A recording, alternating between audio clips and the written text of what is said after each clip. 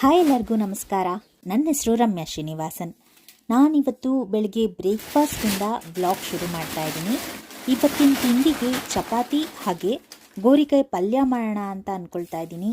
ಅದಕ್ಕೆ ಗೋರಿಕಾಯಿನ ಫ್ರಿಜ್ನಿಂದ ತೆಗೆದು ಅದರ ನಾರನ್ನೆಲ್ಲ ಬಿಡಿಸ್ಕೊಂಬೋಣ ಅಂತ ಹೇಳಿ ಒಂದು ಪೇಪರ್ ಹಾಕಿ ಆ ಗೋರಿಕಾಯಿನ ಹಾಕ್ಕೊಳ್ತಾ ಇದ್ದೀನಿ.